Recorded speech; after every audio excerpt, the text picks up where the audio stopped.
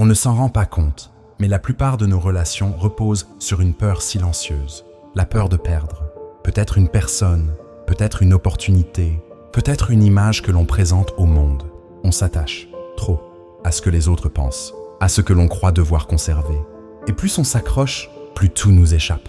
Il y a quelque chose qui cloche, parce qu'on nous répète qu'aimer c'est tenir, que réussir c'est serrer fort. Mais Machiavel, lui, semblait dire presque l'inverse. Se détacher n'est pas fuir, mais comprendre.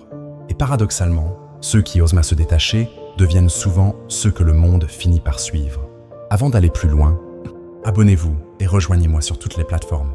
Commençons. Nous vivons dans une époque obsédée par la validation. Le like, la réponse, le regard, la confirmation. Tout le monde veut être vu, approuvé, soutenu. Ironiquement, plus on cherche l'approbation, plus elle se dérobe. Plus on veut plaire, moins on impressionne. Plus on veut retenir quelqu'un, plus il s'éloigne. L'attachement excessif crée la dépendance. Et la dépendance détruit l'autorité. C'est ici que Machiavel entre en scène, non pas comme un manipulateur, mais comme un analyste profond de la nature humaine. Il observe un monde instable, fait de trahisons et d'alliances fragiles. Il note ce qui fait rester, partir, admirer, détester. Pour lui, sans philosophie, on s'attache à ce qui finit toujours par glisser entre nos doigts. Sa pensée se résume simplement. Celui qui dépend trop perd tout, et celui qui sait se détacher obtient le reste. Pourquoi se détacher crée du pouvoir? Parce que l'attachement aveugle crée la faiblesse. Premier pilier, la liberté intérieure. C'est agir sans être prisonnier d'une seule option. Ne pas tout miser sur une seule personne ou un seul espoir. Celui qui peut se passer de l'opinion des autres finit par être respecté. Deuxième pilier, le contrôle des attentes. S'attacher, c'est s'accrocher à une attente figée. Se détacher, c'est laisser la réalité respirer. Plus tu montres que tu veux quelque chose, moins tu l'obtiens.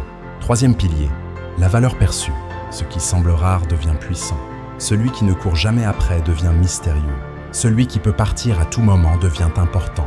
Quatrième pilier, la stabilité émotionnelle. Le détachement n'est pas du froid, c'est du calme. Ne pas être secoué par le besoin ou par les réactions des autres. Un manager qui veut être aimé perd son autorité.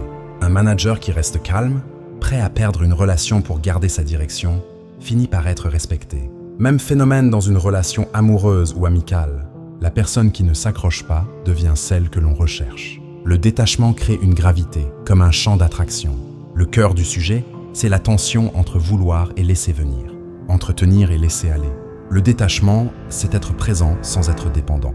Comme un archer, s'il serre trop fort, la flèche part de travers. Il doit être ferme, mais jamais crispé. Le superflu est dangereux, tout ce qui t'attache à une seule issue crée une faille stratégique. Si tu veux qu'on te choisisse, ne donne pas l'impression que tu n'as que ça. Le monde fuit la nécessité et poursuit la liberté. Il existe une distance magnétique. Être proche, mais jamais acquis. Présent, mais jamais dépendant.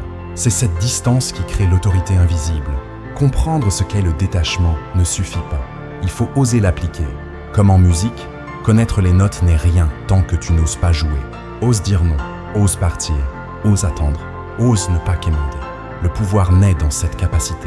Le coup d'œil, c'est l'intuition stratégique. Savoir quand se détacher, de quoi se détacher et jusqu'à quel point. Comme un joueur d'échecs qui voit 3 coups à l'avance. Comme un photographe qui sait quand déclencher. Comme un danseur qui connaît le bon moment pour ralentir. Le but du détachement n'est ni la fuite, ni le mépris, ni le froid. Le but, c'est la maîtrise. Dans un monde qui tente de t'accrocher, de te prendre, de t'utiliser, quand tu oublies ce but, tu tombes dans le cynisme ou l'indifférence brute. Le vrai détachement protège ta liberté, renforce tes liens et élève ton esprit. Alors, que faire? S'attacher avec le cœur, mais se détacher avec l'esprit.